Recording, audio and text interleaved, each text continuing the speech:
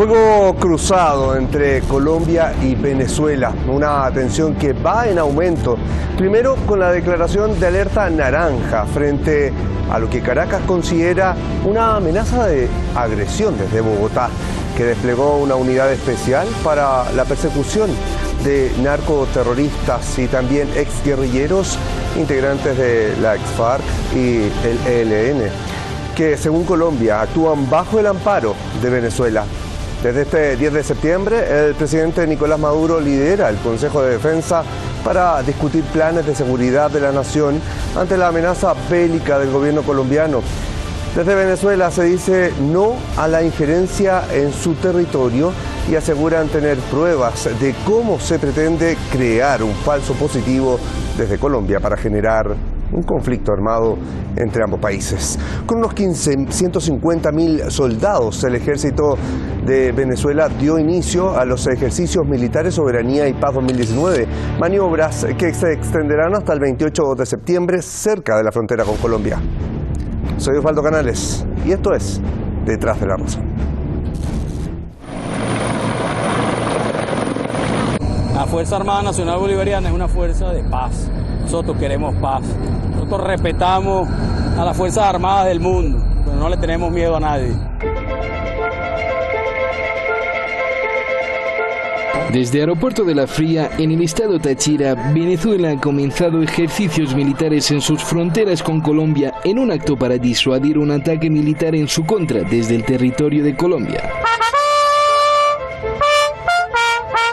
Según las Fuerzas Armadas de Venezuela, el ejercicio Soberanía y Paz 2019 de 18 días moviliza 150.000 efectivos en 3 etapas de planificación, preparación y despliegue a lo largo de 2.200 kilómetros de fronteras con Colombia. Unidades de infantería, misilísticas, aéreas y navales están involucradas en la maniobra. Nunca jamás el ejército bolivariano ha salido de nuestra tierra a amenazar, a invadir o a quitarle la tierra y la riqueza a ningún pueblo. Y eso jamás ocurrirá. Nuestra Fuerza Armada Nacional Bolivariana en su concepto estratégico de defensa es un concepto eminentemente defensivo. Pero digo como comandante en jefe, sin renunciar a la ofensiva jamás. El ejercicio se realiza una semana después de la declaración de alerta naranja en Venezuela ante la escalada de tensiones con Colombia. Ante el nacimiento de una nueva guerrilla. El presidente colombiano Iván Duque llama dictador a su homólogo venezolano, apoya los intentos para el cambio de régimen en Venezuela y a falta de pruebas acusa a Caracas de dar refugio a los guerrilleros colombianos antigubernamentales como ELN y las FARC. Y hoy es digno de aplaudir lo que está viendo el mundo, y es que la dictadura de Venezuela le quedan muy pocas horas porque hay un nuevo régimen institucional que se está creando gracias al trabajo que ha jugado Colombia y otros países. Tú, Iván Duque, eres responsable. Por otra parte, el presidente de Venezuela, Nicolás Maduro, ha denunciado intentos de Colombia para provocar quiebres en las Fuerzas Armadas venezolanas. Se ha intentado desde la inteligencia del gobierno colombiano captar suboficiales y oficiales venezolanos para afectar el sistema de radares, el sistema de defensa aérea y sus aviones, el sistema de defensa antiaérea y el sistema misilístico venezolano. En los últimos meses, Venezuela ha denunciado constantemente que el gobierno colombiano apoya y proporciona campamentos para grupos paramilitares para lanzar ataques transfronterizos. El ministro venezolano de Información recientemente presentó una serie de evidencias al respecto. Suponemos, si no fuera un Estado fallido, como en efecto lo es, gracias a Iván Duque, suponemos en cualquier Estado del mundo entero, pues de inmediato deberían allanarse esas localizaciones para demostrarse que no están amparando o no son cómplices de estas acciones terroristas. El gobierno de Maduro enfatiza que seguirá la resistencia frente a todos los planes que buscan derrocarlo, desde reconocimiento del líder opositor Juan Guaidó como presidente hasta intentos para desintegrar las Fuerzas Armadas del país. Desde que llegó Álvaro Uribe Vélez a través de Iván Duque a la presidencia de Colombia, le declararon la guerra a la revolución bolivariana, al movimiento bolivariano y a todos nosotros, a Venezuela entera. y empezaron a jugar a dividir la política primero. Jugaron a poner un presidente autoproclamado y fracasaron. Están jugando a dividir la Fuerza Armada para debilitar al Estado venezolano y han fracasado y seguirán fracasando.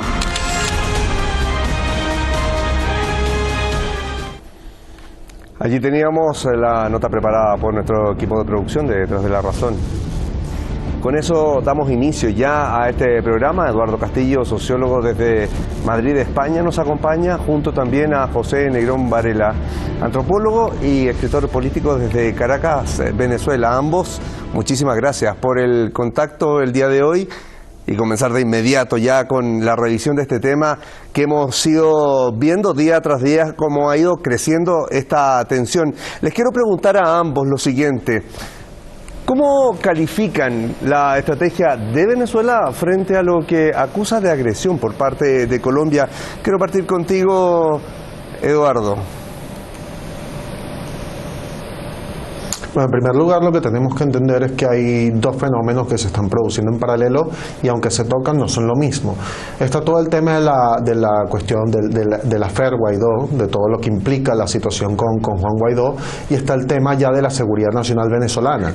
La movilización y los ejercicios que se están realizando con aproximadamente 150.000 efectivos en estados fronterizos con Colombia son muestra de que el gobierno de Nicolás Maduro está jugando a mostrar un poderío, una estabilidad y una capacidad de fuego que se convierte en una amenaza muy creíble para quienes están trabajando a favor de su salida del poder.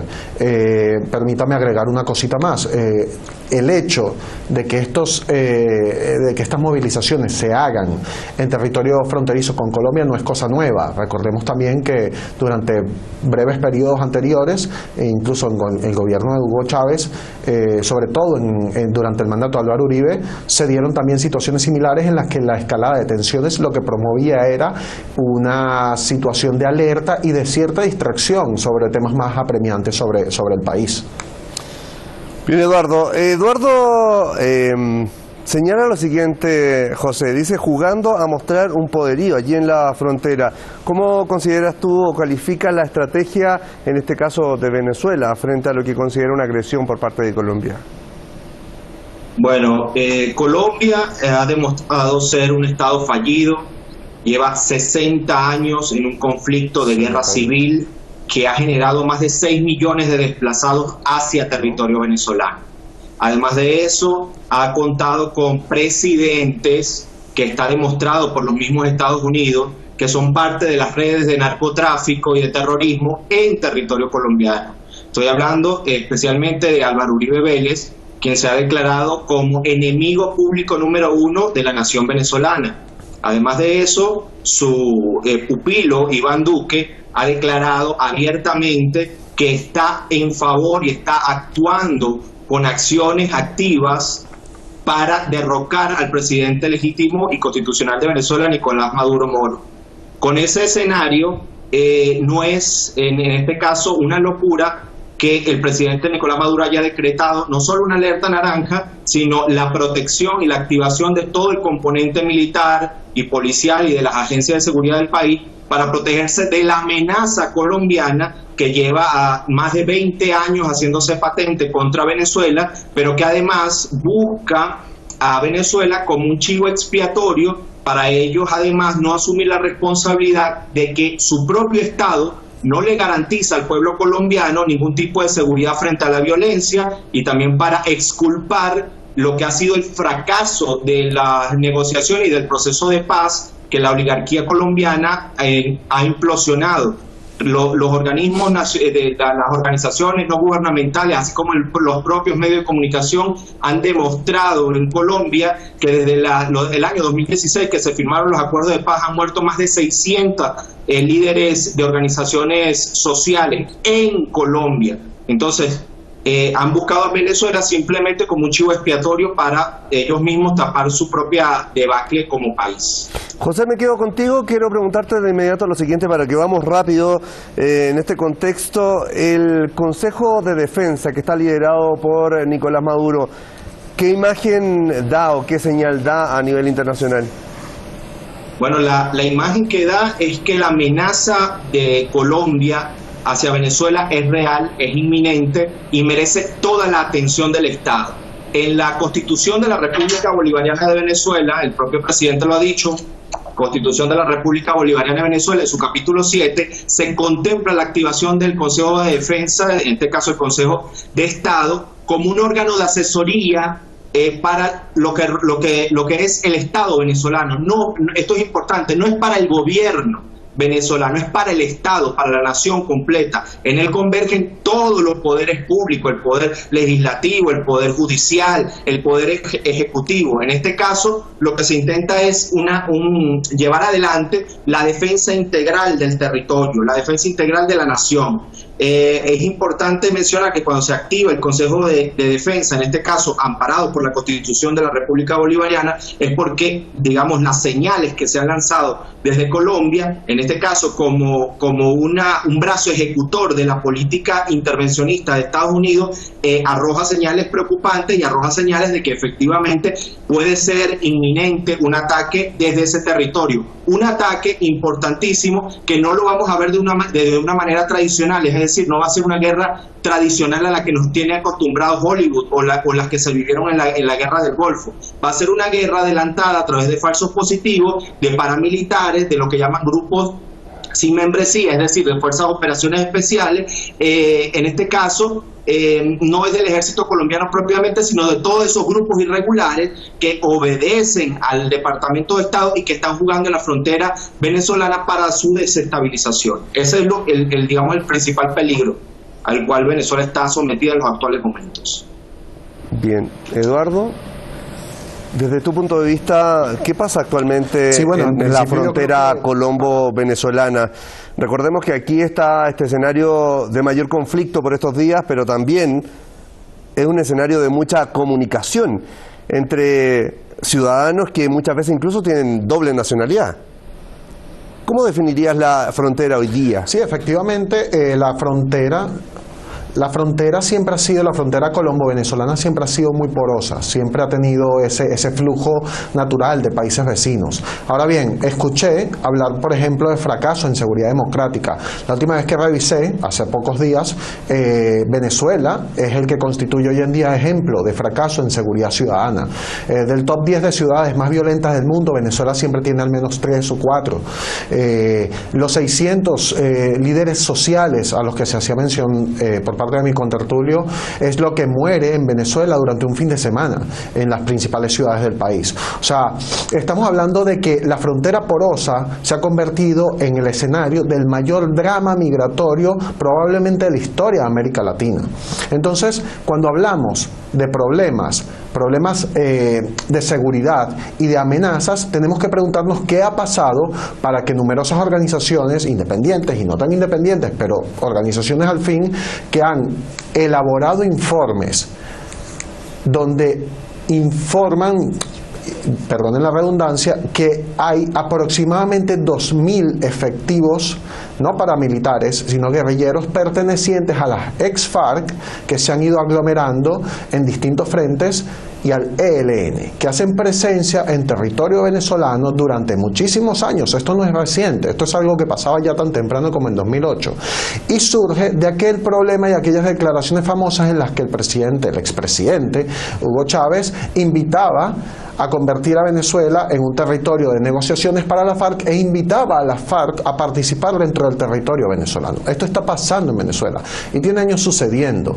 Son quienes están participando de las redes del narcotráfico de cocaína en las que se implican hasta sobrinos cercanos, sobrinos de Nicolás Maduro Moros, que ejerce como presidente actual de Venezuela. Entonces, cuando hablamos de una amenaza regional, tenemos que preguntarnos también por qué Venezuela se ha convertido en el principal puerto de salida de kilogramos de cocaína que en Europa, por ejemplo, se han convertido en los principales titulares al momento de los decomisos. Tenemos que preguntarnos porque hay aproximadamente 28 campamentos de entrenamiento en el que las Fuerzas Armadas Revolucionarias de Colombia, que ahora operan en territorio venezolano, porque esto no es nuevo, esto es una verdad que se conoce hace tiempo y que ahora se encuentra información, como por ejemplo la que se halló en aquel incidente con el bombardeo de Raúl Reyes y su laptop que se encontró, donde se hallaron documentos importantísimos que confirmaban la complacencia por parte del gobierno venezolano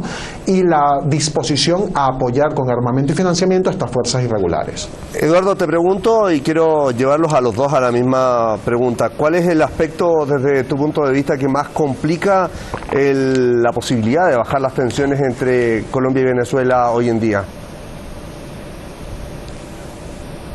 Bueno, el hecho de que las tensiones se hallen presentes a este nivel tiene que ver con que es beneficioso para el gobierno venezolano generar esta situación de alerta. Muchas veces en comunicación política se habla de que ante una crisis la población tiende a orientarse hacia el gobierno.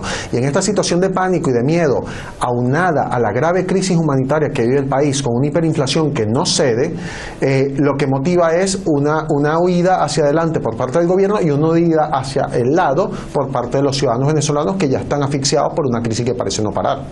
José, te replanteo la misma pregunta. Desde tu punto de vista, ¿qué aspectos son los que complican más bajar esta tensión que ha ido tomando esta escalada?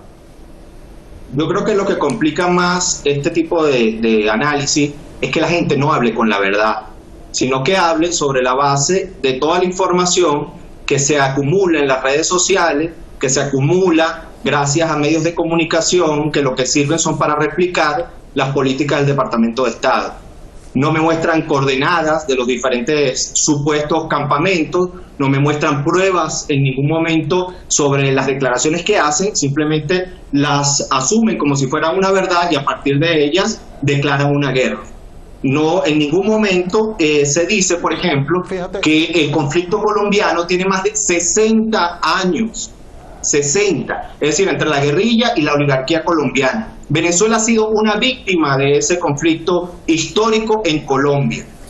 El propio Estados Unidos, por favor, escúchenme bien, tanto al amigo que hace el análisis como a la audiencia, el propio Estados Unidos ha dicho que Colombia es el principal productor de cocaína del mundo y el principal productor, es decir, la cocaína que llega a Colombia, que llega a Estados Unidos, viene y proviene de Colombia, donde Estados Unidos a su vez tiene más de 7, casi 9 bases militares.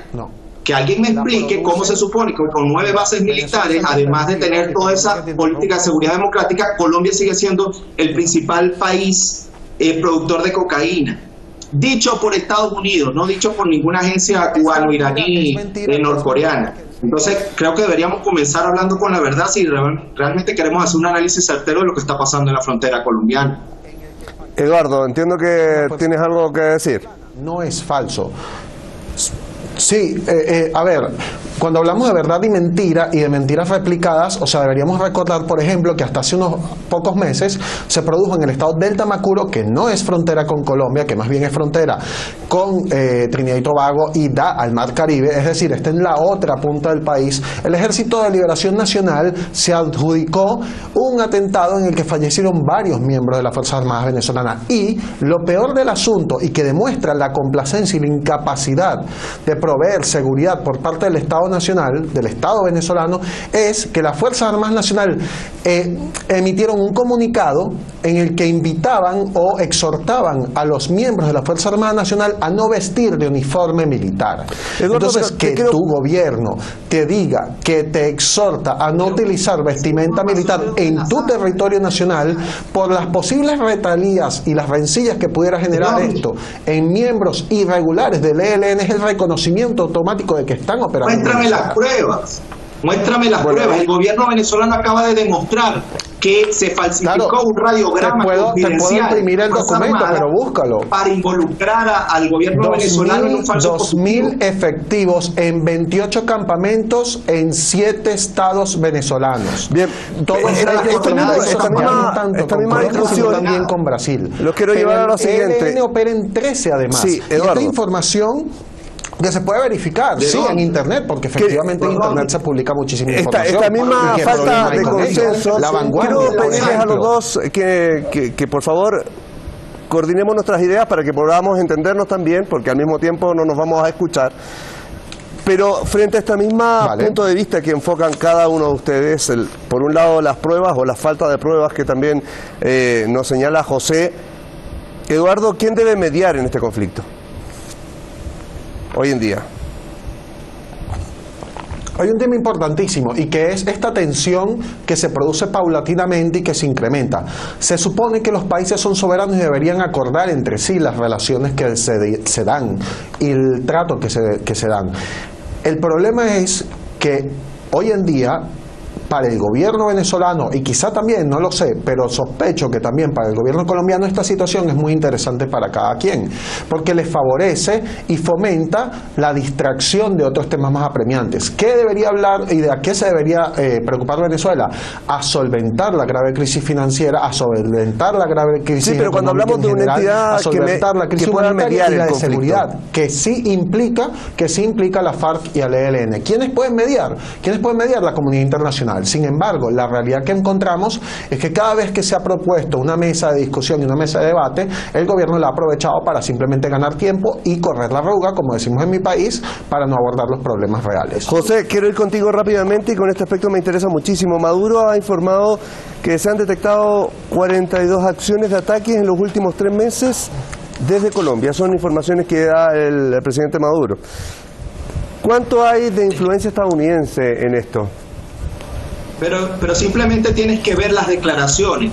Pon por un lado quienes hablan de paz y por otro lado quienes hablan de guerra. Álvaro Uribe Vélez, quien es directamente el que lleva adelante la política colombiana, quien dirige realmente la presidencia de la República, se ha declarado enemigo público de Venezuela. En este caso yo creo que lo que hay es que simplemente la opinión pública ver es que quién está hablando de guerra y quién está hablando de paz. Cuando a mí me dice que Venezuela utiliza la paz como excusa para correr la arruga, como dicen los medios de comunicación, a mí me parece sumamente sospechoso, porque lo que termina de hacer esas declaraciones es jugar en favor de la guerra. ¿Quién quiere la guerra? Yo te voy a decir quién quiere la guerra: los que se lucran de ella, las empresas armamentísticas, los que desean, digamos, desestructurar y fragmentar el territorio venezolano. A Venezuela no le interesa sino la paz. Los que venden armamento a Venezuela, que venden Sukhoi, tanques, o la amenaza de Vladimir Padrino López de que Sukhoi puede alcanzar bombas. Claro, es muy pacífica esa declaración. Es súper pacífico decir que un Sukhoi puede alcanzar Bogotá en 2 horas y bombardearla. Lo que sucede, y es muy importante tener claro lo que sucede. Vamos a quedar para aprovechar los últimos minutos, porque ya se nos acorta el tiempo. De hecho, les voy a pedir que seamos breves en lo siguiente, y con esto ya vamos a concluir. 30 segundos cada uno por un tema de tiempo. Donald Trump ha estado permanentemente entregando apoyo público, lo hemos visto en imágenes, a Iván Duque. Parto contigo, Eduardo, y por favor respetemos el tiempo. ¿Qué gana Colombia con esto? Con el apoyo público en imágenes de Donald Trump. Colombia gana el hecho de que puede abordarse una problemática muy grave para la región.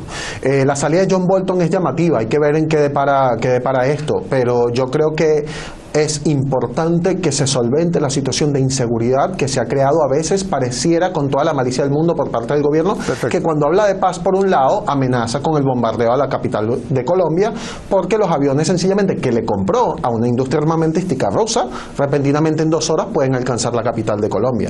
Perfecto, Eduardo. José, ¿qué gana Colombia con esto? El apoyo permanente de Estados Unidos ahí. Bueno, Estados Unidos lo que quiere es hacer un enclave, o convertir a Colombia en un enclave de su territorio aquí en Latinoamérica. Es decir, se ha dicho, no es la primera vez que se dice, que Colombia funge en Latinoamérica como funge Israel en el Medio Oriente. En este caso, esas 7 bases, esas casi 9 bases militares que tiene Estados Unidos en territorio colombiano, lo que sirven es precisamente para dejar que Colombia deje de ser un Estado soberano y se convierta simplemente en un enclave satélite de Estados Unidos y sus políticas de control y de intervención en la región, simplemente. Perfecto, nos quedamos con eso. De verdad, agradecerles a ambos, entender los puntos de vista y nuevamente, Eduardo Castillo, sociólogo de Madrid, España, muchísimas gracias por estar con nosotros hoy. José Negrón Varela, antropólogo y escritor político desde Caracas, Venezuela, también un abrazo fuerte a ambos, muchísimas gracias. Ahí veíamos, ciertamente es un tema que causa un fuerte impacto a nivel nacional, internacional digo. ¿Qué pasará después del 28 de septiembre? ¿Cuánto más resiste el grado de fricción que existe entre Colombia y Venezuela?